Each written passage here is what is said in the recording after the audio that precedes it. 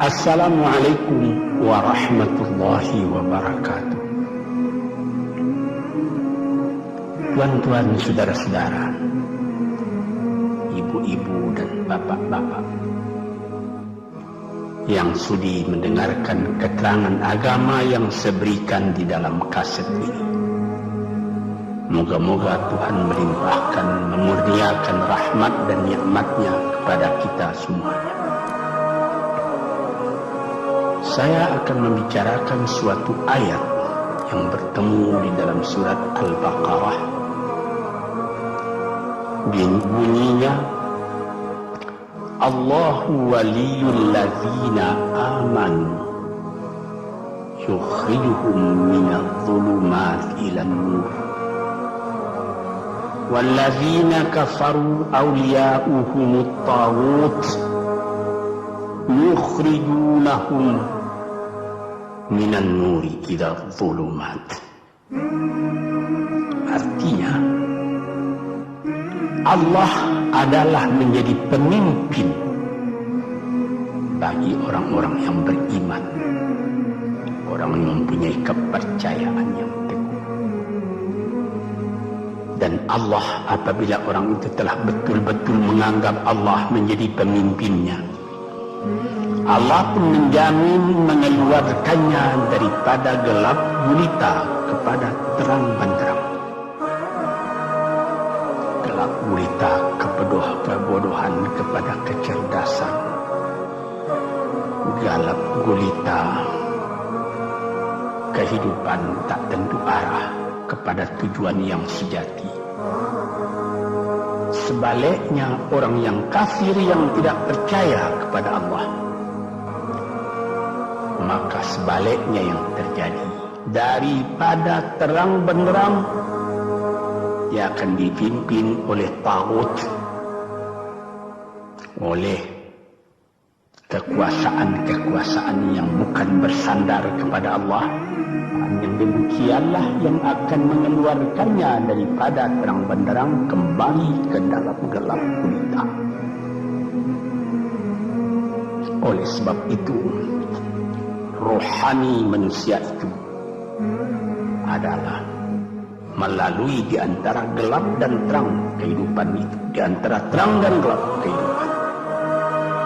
Kalau sekiranya jasmani kita, kalau sekiranya badan kita yang lahir ini diberi cahaya oleh matahari yang terbit di waktu pagi, yang terbenam di waktu sore, rohani kita pun diberi juga terang oleh suatu yang lebih terang dari matahari, yaitu petunjuk dan hidayat Tuhan. Di dalam Al-Quran, Tuhan memberikan bujukan, memberikan jiwa besar kepada orang-orang yang beriman itu. Tuhan bersabda, La tahinu wa la tahzanu wa antumul a'launa in kuntum mu'minin. Engkau ini adalah orang yang tinggi kalau engkau tetap memegang kepercayaan kepada Allah Subhanahu wa ta'ala. Di dalam perjuangan hidup di dunia ini, perjuangan antara yang hak dengan yang batil, antara gelap dengan terang, antara keyakinan dan keraguan, manusia berjalan di sekitar itu. Di kiri dan di kanan kita berjumpalah gelap dan terang itu. Maka diberilah pedoman manusia tadi. Apa pedoman? Walaupun bagaimana hebatnya, geloranya, tofannya, alim bubunya, ombaknya dan gelombangnya kehidupan itu, manusia mesti teguh berpegang kepada iman. Sebab kehidupan di dunia itu menurut peraturannya ialah tidak ada yang tetap. Yang tetap itu ialah berubah. berubah, itulah ketetapan yang ada dalam dunia. Panas sangat terik, benar, nanti akan hujan. Hujan sangat lebat, benar, nanti akan panas. Di suatu tempat terjadi hujan yang lebat, berhari-hari timbul banjir. Ya, banjir itu tidak tiap hari, nanti dia kering lagi. Di laut pun demikian pula. Ada pasang naik, tergenang ke atas. Besok pagi air itu sudah kering lagi, surut pasang. Begitulah kehidupan di dunia itu. Itu harus kita yakini supaya kita jangan terombang-ambing dalam kehidupan itu. Kalau kita sudah mulai terombang-ambing, tahu-tahu walaupun bagaimana terangnya hari gelap timbul dalam jiwa kita sendiri. Walaupun panas terik, kita berhujan. Hujan oleh keringat kita sendiri. Jadi yang penting di sini menjaga hati itu. Sampai Rasulullah Nabi kita Muhammad sallallahu alaihi wasallam, inna fil jasadi mudghatan, di dalam tubuh manusia itu ada suatu bekuan darah. Idza salahat salahal jasadu kulluhu wa idza fasadat fasadal jasadu kulluhu. Kalau ini segumpal daging baik, seluruh badan jadi baik. Kalau dia rusak, seluruh badan jadi rusak. Apakah itu? Hati. Kendali terletak dalam hati kita. Hati artinya penuh, bukan saja berarti pada daging, tapi pada hati dari hati, isi dari hati, atau juga akal kita. Sebab itu maka kalau satu waktu saya pernah mengajarkan doa yang mengandung 8 sifat-sifat lemah menghilangkan kemerdekaan manusia. Hari ini saya pun akan mengajarkan doa yang diajarkan juga oleh Nabi, bagaimana menjaga hati tadi. Di situ dalam doa itu ada tersebut 4 perkara. Apa disebut? Allahumma inni a'udzubika min qalbin la yakhsha'u wa min ilmin la yanfa'u wa min nafsin la tashba'u wa min du'a'in la yusma'u. Ini 4 perkara.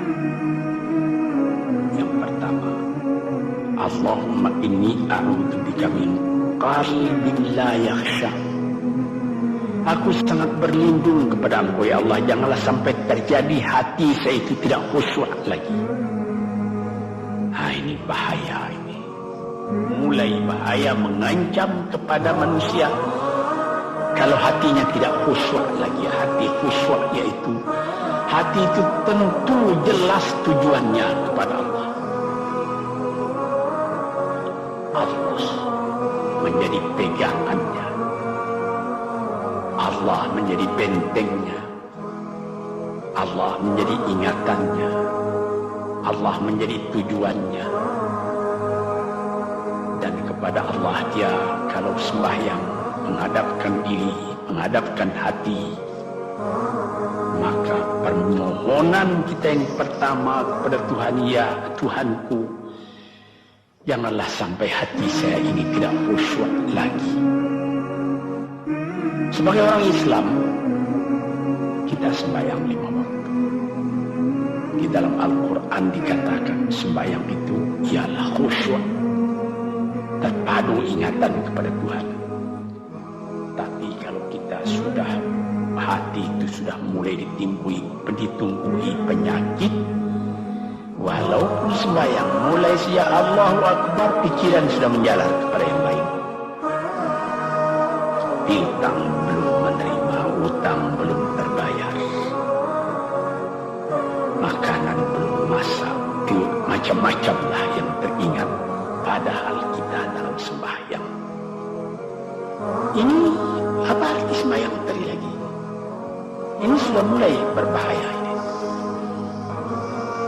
Banyak orang yang tidak meninggalkan sembahyang, tapi tidak ada bekas dari sembahyang itu kepada kehidupannya. Di dalam sembahyang kita baca inna salati wa nusuki wa mahyaya wa mamati lillahi rabbil alamin. Sesungguhnya sembahyangku dan ibadatku dan hidupku dan matiku sama sekali terserah kepada Allah. Ini dirasakan dalam hati, bukan cuma disebut di dalam mulut. Sebagaimana dikatakan, bukan jadi lip service sebagai seput tangan penggosok-gosok mulut, bukan begitu. Yang dari hati. Kalau sudah dari hati yang khusyuk, ini berbekas kepada kehidupan. Aku tak takut menghadapi segala keadaan dalam hidup, sebab hatiku bertali dengan Tuhan. Dari Tuhan aku datang, kepada Tuhan aku akan kembali. Ini namanya hati yang khusyuk.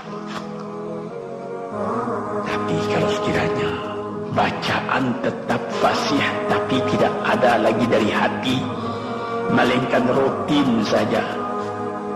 Lumayan 5 waktu sehari semalam, tapi tidak merubah kepada perangai tandanya sembahyang tadi tidak khusyuk.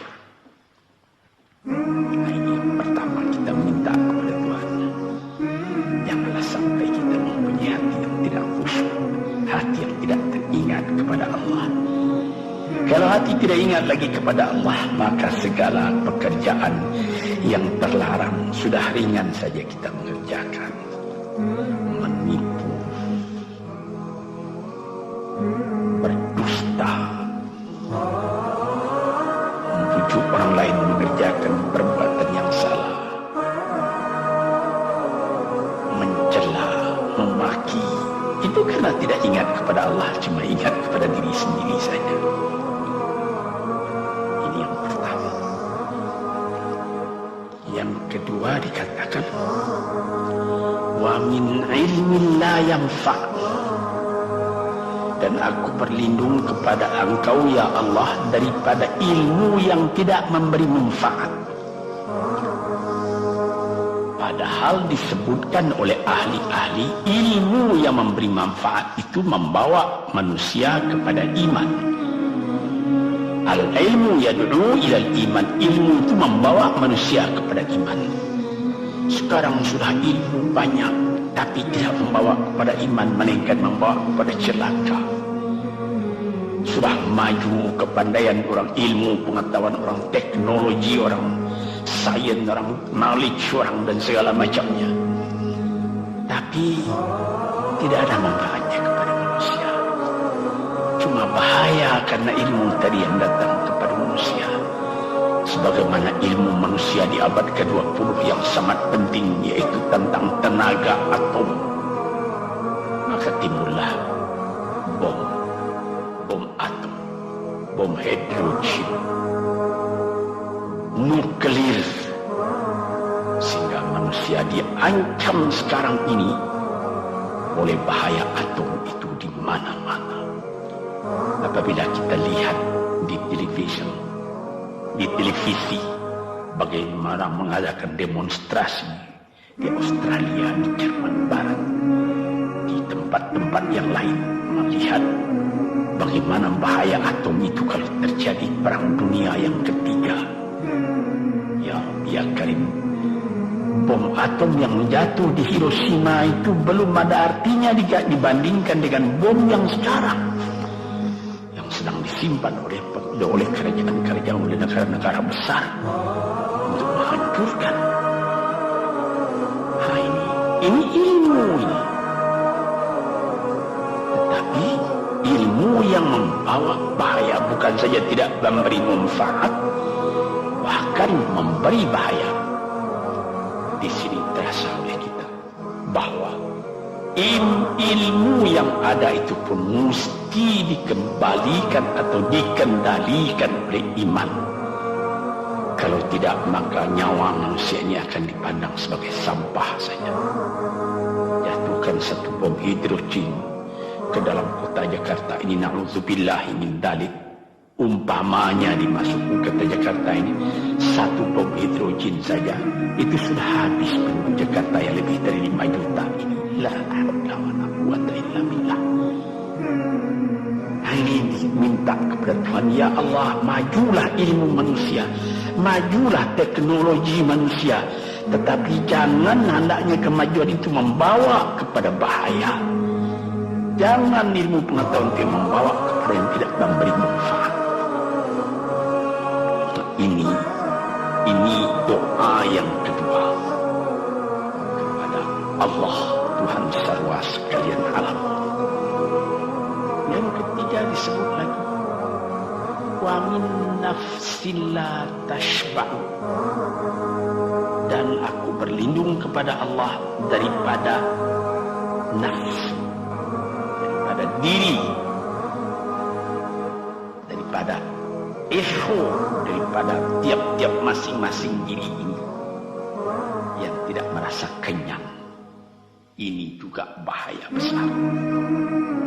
Inilah yang menimbulkan penjajahan di dunia.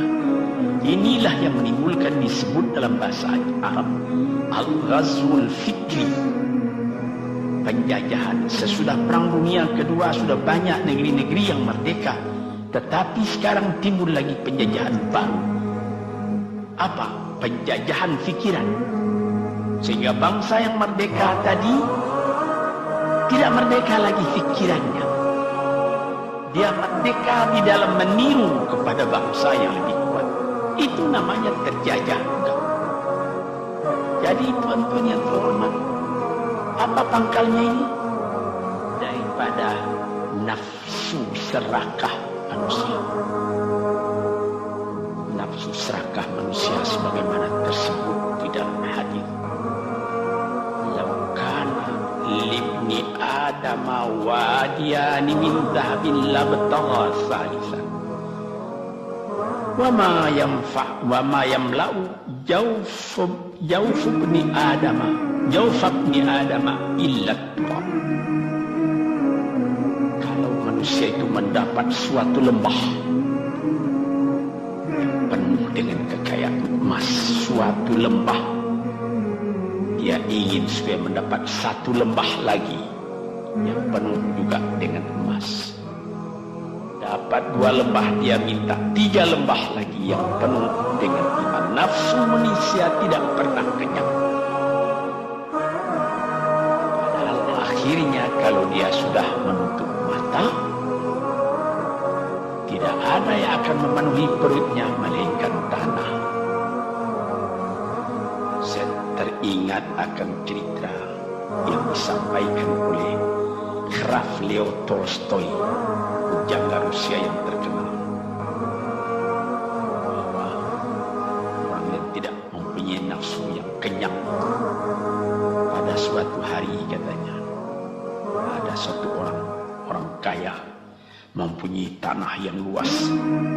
Dia mengatakan kepada orang, boleh tuan-tuan mengambil tanah kepunyaan saya ini, berapa tuan suka, berapa tuan mau. Syaratnya cuma begini, sepanjang yang tuan berjalan dari timur ke barat, lantas sebelum matahari terbenam, tuan sampai kembali ke tempat tuan melangkah pertama tadi. Berapa saya tuan suka, boleh ambil tanah ini. Maka datanglah si tamak tadi. Tuan yang punya asli tanah tadi mengatakan, bawalah bakal, jangan lapar di jalan nanti. Baik, dibawanya nasi sebungkus, dia berjalan.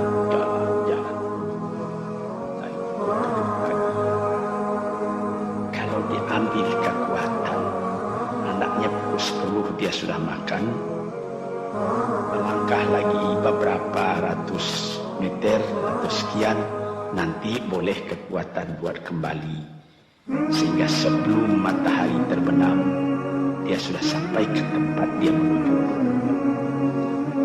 Tetapi ini orang bernafsu betul, dia meminta supaya banyak tanah yang dapat didapatnya. Dibawanya nasi sebungkus, tapi dia tidak jalan di tengah jalan, tak berhenti, kan nanti berapa meter itu nanti kalau saya berhenti tanah yang kurang buat saya. Dia terus berjalan. Dia tidak ingat bahwa kekuatan masa pergi yang lebih cepat dengan kekuatan masa pulang yang lambat itu dia tidak taksir. Dia berjalan saja cepat-cepat. Sudah pukul 1 hari, sudah jauh perjalanan. Lantas nanti kembali. Kelemahan badan, kondisi dan suatu situasi tidak sama lagi.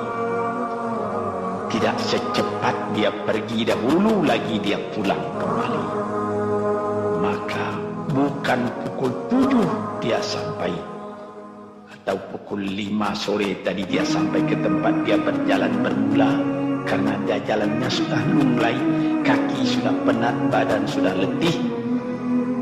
Kira-kira baru pukul 2 dia tak dapat berjalan lagi karena sudah lapar. Dia coba makan sedikit pun tidak bisa lagi seenak makan yang tadi. Habis makan pun dia berjalan lagi. Pukul 3 dia terhenti. Jauh lagi baru sampai tempat yang pertama. Menurut syarat yang diberikan oleh mempunyai tanah yang pertama, kalau engkau tidak sampai ke tempatmu yang pertama tadi sorenya, tanah ini tidak engkau dapat lagi semua. Memang tidak sampai dia. Pukul 4 dia sudah berhenti berjalan, tidak kuat lagi. Mata sudah gelap. Akhirnya karena terlalu capek, terlalu penat, mati dia di tengah jalan. Berapa dia dapat tanah tadi lagi? Cuma sepanjang badannya, badannya yang lain tinggal semua. Ini satu misal yang dibawakan oleh Graf Leo Tolstoy yang sesuai dengan hadis Nabi tadi. Nafsul la tashba, diri manusia yang tidak pernah merasa kenyang. Kita berkehendak tidak berbatas, tapi tenaga kita sendiri berbatas. Ini kerap kali tidak difikirkan oleh manusia. Dia punya angan-angan, dia punya macam teori yang dikeluarkan. Dia lupa bahwa nanti tenaganya akan terbatas karena sakit, karena lapar, karena tua. Sebagaimana pepatah dari nenek moyang kita, tanda-tanda dikirimkan lebih dulu bahwa kita tidak akan lama lagi di sini. Apa? Rambut, gigi, mata sudah mulai kabur. Uban sudah mulai bertabur. Gigi sudah mulai gugur. Kulit sudah mulai kendur. Kalau mata sudah kabur, uban sudah bertabur, gigi sudah gugur, kulit sudah kendur, sudah 4 perkara. Yang kelima ialah pintu umur. Ini kan manusia lupa yang demikian. Sebab itu dikatakan, ya Tuhanku, janganlah sampai aku ditumbuhi oleh penyakit nafsu yang tidak mau kenyang-kenyang itu. Nah ini kemudian timbul lagi doa yang keempat, sebutkan di situ, wa min du'a illa yusma. Ini lebih berbahaya lagi. Ini sudah puncak dari bahaya. Apa artinya? Dan aku berlindung kepada Engkau ya Allah daripada doa yang tidak didengar lagi. La ilaha illallah. Mendoa ya Allah, kasih aku ini, kasih aku kesempatan, tapi tidak didengar lagi. Tuhan, para pendengar kaset yang tercinta, ada tersebut dalam hadis Nabi, wa malbasuhu haram, wa mashrabuhu haram, wa udhiya bil haram. Ya Rab, ya Rab, fana yustajab lahu. Ash'as aghbar. Badan sudah penuh dengan kotoran, penuh debu. Yang duduk yadaihi ila sama, menadahkan tangan keduanya ke langit. Ya Tuhan, tolong aku, ya Allah, bela aku. Padahal yang dimakan haram, yang diminum haram, dibesarkan dengan yang haram. Fana yustajabulah. Dengan jalan apa Allah Ta'ala akan mengabulkan doa itu? Badan kotor menghadap kepada yang bersih, meminta diberi kebersihan. Bagaimana caranya? Tuan-tuan yang terhormat, pernah dalam Quran Tuhan mengatakan, la yanzuru ilaihi wa la yukallimuhum Allah wa la yanzuru ilaihi. Allah tak mau mengajak dia bercakap dan Allah tidak memandang kepada dia. Saya sendiri dengan segala kerendahan hati mengatakan bagaimana beratnya kita bertemu dengan seorang orang besar, lalu dia mengulurkan tangan kepada kita, tapi mata kita tidak dilihatnya. Sengsara rasanya. Bagaimana dengan Tuhan kalau Tuhan tak mau melihat kita? Nah, sebab itu para pembaca, pendengar kaset yang tercinta, berdoalah kepada Tuhan supaya hati kita selalu terbuka. Jangan sampai kita mempunyai hati yang tidak khusyuk, ilmu yang tidak memberi manfaat, jiwa yang tidak pernah kenyang, dan doa yang tidak didengar. Ya Allah, dengarkan doa kami dan tunjukkan kepada kami jalan yang benar dan beri kami terang dalam kehidupan ini. Yang keempat ialah wa min du'ail la yusma. Dan aku berlindung kepada Engkau ya Allah, jangan sampai doaku tidak terdengar, tidak didengar oleh Tuhan.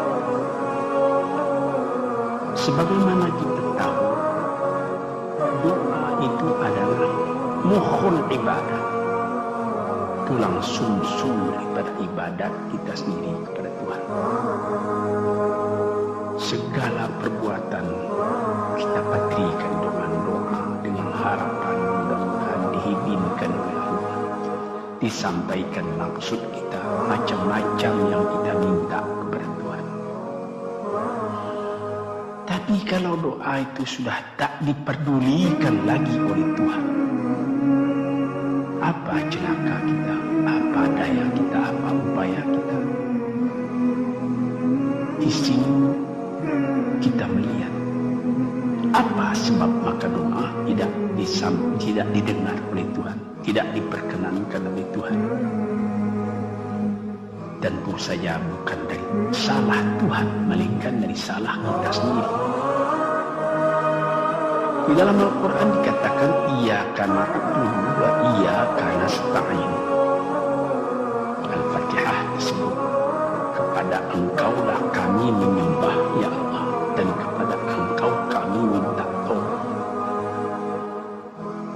Tapi dengan tidak sadar, kerap kali kita berbuat terbalik. Iyyaka nasta'in wa iyyaka na'budu, kepada Engkau kami minta tolong, lalu kepada Engkau kami menyembah. Minta tolong dulu baru menyembah. Minta tolong banyak-banyak tapi terima kasih tidak ada. Tentu saja tidak didengar oleh Tuhan. Di dalam satu hadis tersebut, Asy'asa al-Bara yamuddu yadaihi ila samai ya Rabbu ya Rabb, wa mat'amuhu haram wa mashrabuhu haram wa malbasuhu haram wa ghudhiya bil haram fa anna yustajabu lahu. Badan sudah kotor, sudah berkerumit, kesusahan, kegelisahan kehidupan terbayang kepada tubuh sendiri, lalu menadahkan tangan ke langit meminta kepada Allah, ya Tuhanku, ya Tuhanku. Bagaimana Tuhan bisa mengabulkan? Dengan pikiran yang kotor engkau menghadap kepada Tuhan. Kalau tidak terkabul, jangan Tuhan yang disalahi, Hatimu sendiri nasai. Apa yang kau perbuat dalam kehidupan ini? Mana terdesak engkau ingat kepada Tuhan. Di zaman kesenangan engkau lupakan Tuhan.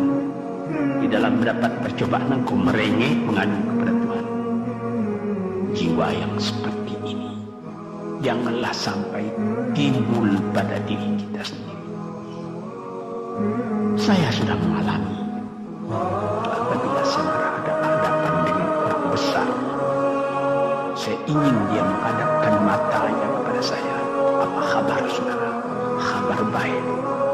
Dia lihat mata saya lihat mata dia. Tapi kalau ketika dia bersalam dengan saya, dia melihat kepada orang lain, bukan main sakit hati saya. Apa salah saya maka dia begitu? Mengapa tidak saya yang dipandang? Sedangkan dengan sesama manusia lagi begitu perasaan kita. Bagaimana dengan Tuhan? La yanzuru ilaihim wa la yukallimuhum. Allah tidak memandang sebelah mata kepada Allah, kepada kita. Allah tak mau bercakap dengan kita sepatah pun. Langit mana tempat kita bernaung, bumi mana tempat kita berpijak kalau sudah demikian keadaannya. Nah, ini yang dijaga tuan-tuan yang terhormat dalam doa keempatnya itu.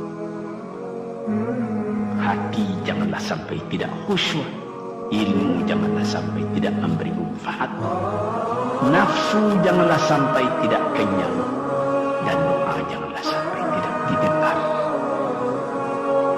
Saudara-saudara, moga-moga Allah memberikan kepada kita hati yang terang.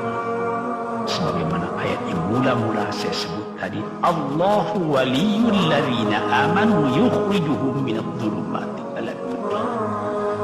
Allah lah jadi pemimpin bagi orang beriman, sehingga dari gelap gulita dibawa dia oleh Tuhan kepada terang benderang. Walladzina kafaru, tetapi orang-orang yang sudah tidak ada kepercayaannya kepada Tuhan, awliya'uhumut taghut, yang menjadi pemimpinnya bukan Tuhan tapi setan. Dia akan membawa orang itu daripada terang benderang ke dalam gelap gulita. Kita jadi meraba-raba dalam gelap kehidupan. Dalam meraba-raba itu masih ragu entah kemana akan pergi. Maut pun datang. Gelap selalu. Di dunia gelap, di akhirat pun gelap. Na'udzubillahi min dzalik. Hadirin yang terhormat, para peminat kaset ini, moga-moga semuanya ini menjadi kenang-kenangan kepada Tuhan di dalam perjalanan yang jauh, di dalam keistirahatan hidup, sehingga mendapat ketetapan hati dan tumakninah. Assalamualaikum warahmatullahi wabarakatuh.